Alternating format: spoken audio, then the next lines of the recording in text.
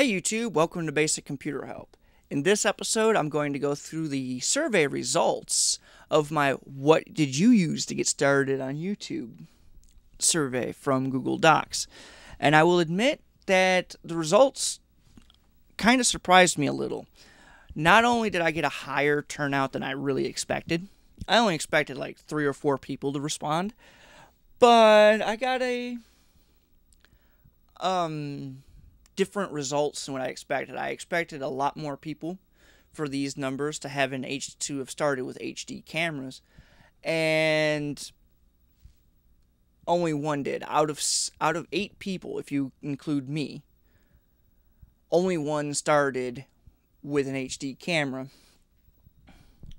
Now, just for curious people, out of curiosity's sake, the most popular camera used to start, according to my survey results, is the flip cam. Otherwise, you pretty much got Sony is the second most common, and pretty much it's just varied after that. 3 flip cams were in there, and only one of them was HD.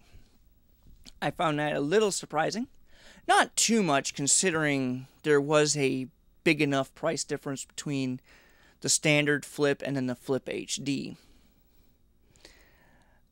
Only one person had a DSLR. It did not have any HD capability nor external sound input capability. And most people started in 2009 and 2010. There was one that started in 2008. I'm sorry, 2 if you count me. Alright, let's just go to the actual end of it. I'm going to post a blog post with the results of what cameras were used.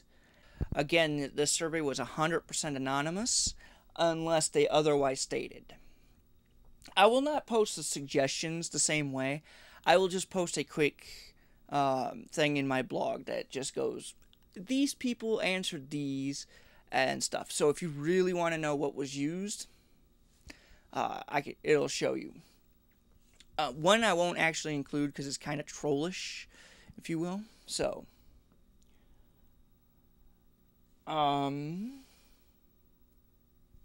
pretty much, in my survey, I asked, is there any suggestions you have for first-time YouTubers?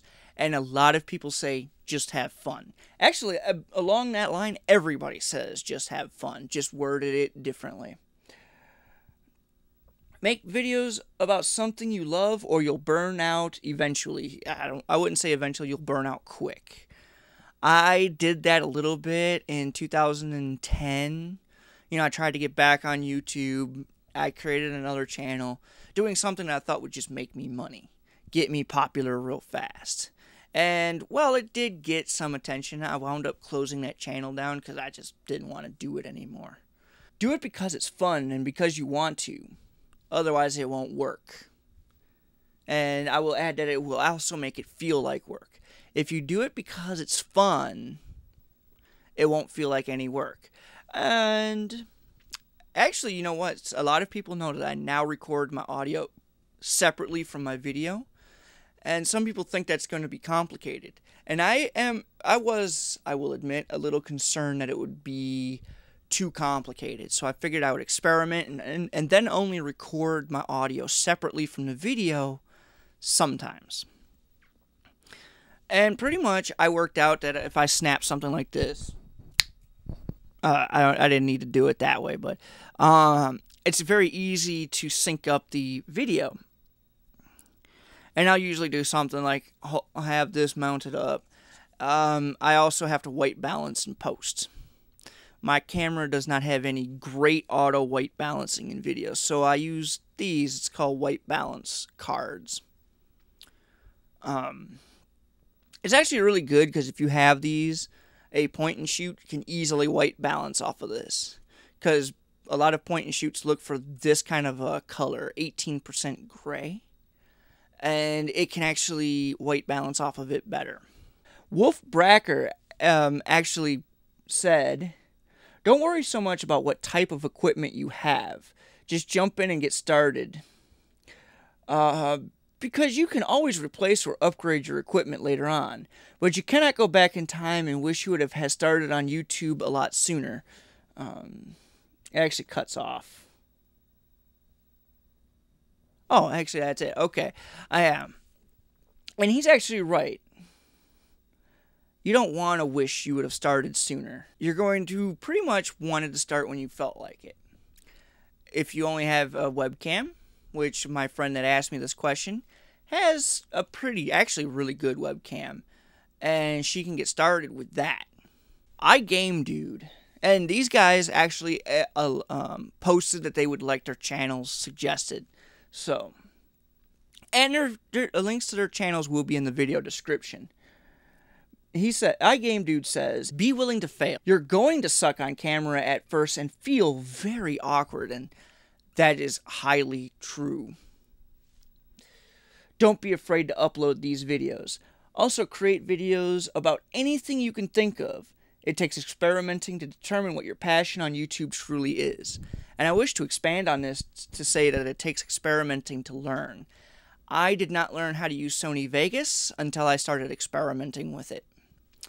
I did not learn how to actually white balance until somebody said, dude, you look like you're dying of kidney failure.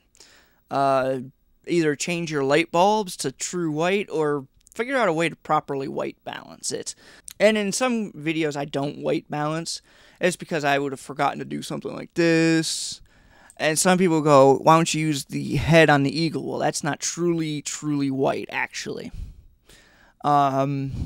Plus, half the time I got a glare from the light on it. So, and what if I'm in the laundry room where I got that white shelf, which is not really truly white? Or I should say, every time I white balance off of it, the video looks incredibly strange. All right, I'm rambling again. And Richard Lowery, I probably mispronounced his last name. I'll get a link to his channel and post that in the description as well. Remember, there are two types of critics out there, the same and the insane. You're going to get some people that are going to critique your work, and it's going to sometimes just be morons in their parents' basement. I say that ironically because, you know, I'm in my parents' basement too. Alright, and in the next video, I am going to kind of go into some...